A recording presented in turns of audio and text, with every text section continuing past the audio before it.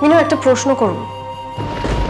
কালীকৃষ্ণ পাল মানে তোর কর্তা না থাকলে তুই মানুষ টানুষ নিয়ে এত লেকচার দিতে পারতিস?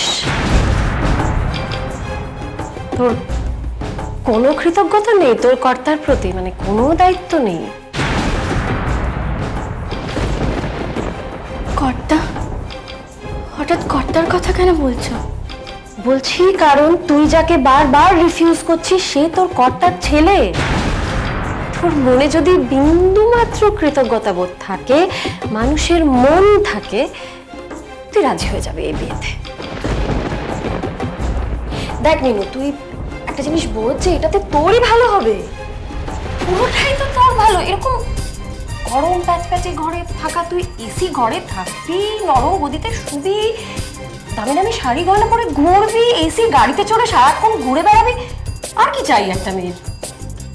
বল কি চাই আর? সম্মান, মাথা উঁচু করে বেঁচে থাকার মতো সম্মান, ভালোবাসা, অধিকার। তুমি যেগুলো বললে তার কোনোটাই না থাকলে একটা মেয়ের হাসি মুখে চলে যায়, কিন্তু আমি যা বললাম তাছাড়া চলে না।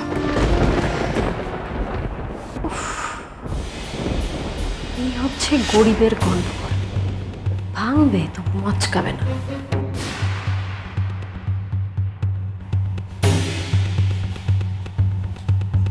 আচ্ছা মিনু, আমাকে একটা কথা বলতো, তুই যেগুলো বললি সেগুলো তুই পাবি না এই কথা তোকে কে বললো? হ্যাঁ, সোম তোকে স্ত্রীর মর্যাদা নিয়ে ও বাড়িতে নিয়ে যাবে। মিনু, স্ত্রীর মর্যাদা, সারাটা জীবন সোম শুধু তোর হয়ে থাকবে। চাস না এগুলো? দেখ, ভেবে দেখ। আসি।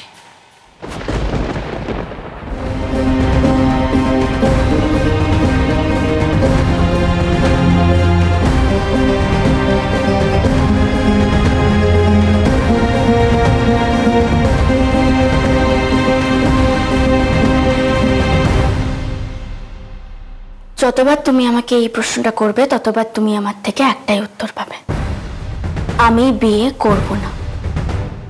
বুঝেছ? কিন্তু কেন কেন করবি না বিয়া? কারণ খান কর। কারণ আছে, অনেকগুলো কারণ আছে। অনেক কারণ আছে? ঠিক আছে, সব কইতে লাগবে না, দুই খান কর, দুই খান কর। এমন মজা, প্রথমত আমার বিয়ের কোনো স্বাদ নেই। আমার জীবনের দুটো লক্ষ্য, এক কর্তার মান রাখা, আর দুই তোমার ছেলে হয়ে দেখিয়ে দেওয়া।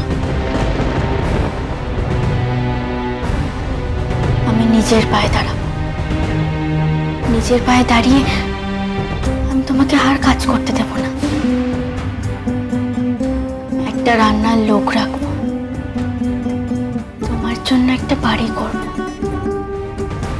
সেখানে এসি থাকবে, টিভি থাকবে, তুমি বসে বসে টিভি দেখবে।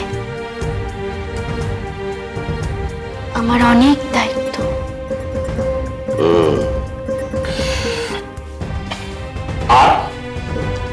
আর কোনো কারণ? আমি তোমাকে ছেড়ে যাব না। আমি চলে গেলে তোমার যদি কোনো ক্ষতি হয়ে যায়। কলকাতা শহরে কত রকম অ্যাক্সিডেন্টস হয়। ধর তোর নীলুদার অ্যাক্সিডেন্ট হয়ে গেল, কেউ কিছু করতে পারবে? নীলুদাকে একটু সাবধানে চলাফেরা করতে বলিস মামনি।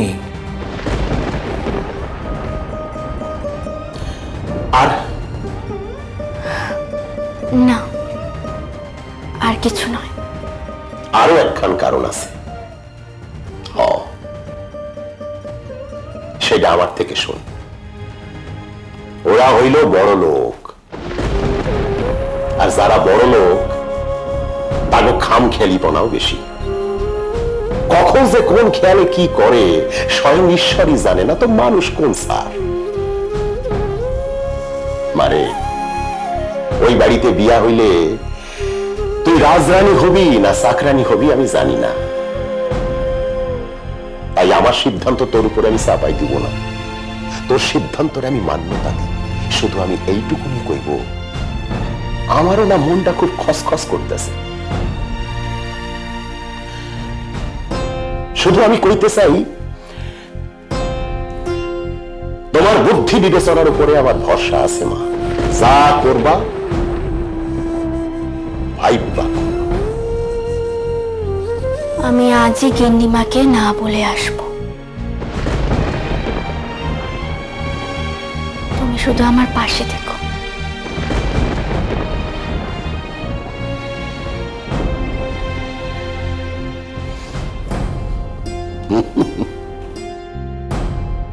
আসি তো।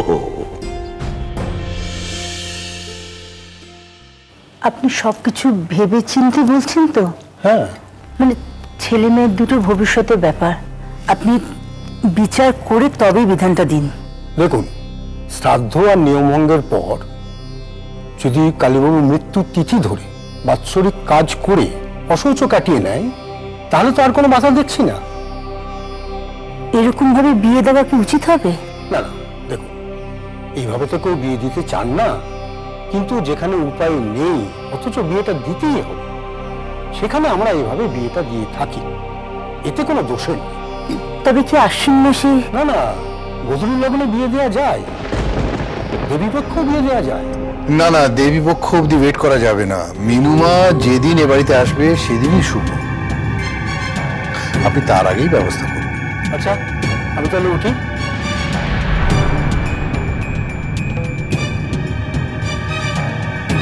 তারই ব্যবস্থা করুন।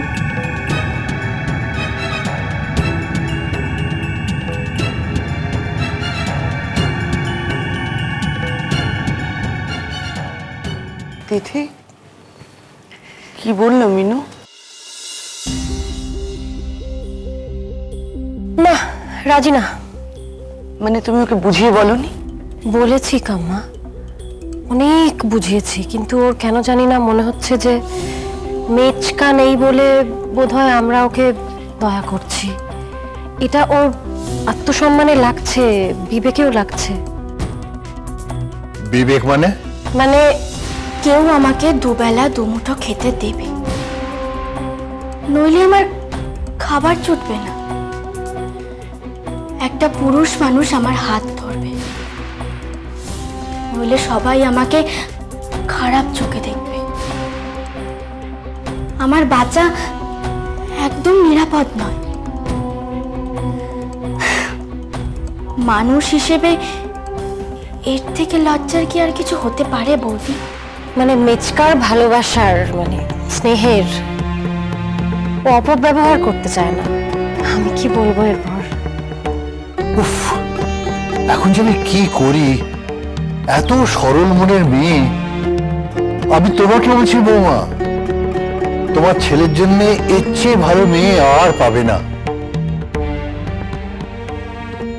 থেকে ভালো মেয়ে তুমি তোমার ছেলের জন্য পুরো পৃথিবীতে খুঁজে পাবে না। দাদা, আমি ওকে রাজি করাবো। তুই কি করে রাজি করবি ছোট? শুনছিস তো যে ও না করে দিয়েছে? আমি জানি কিসে ও রাজি হবে, শুধু আমিই জানি। তোমরা বিয়ের আয়োজন করো, আমি দেখছি।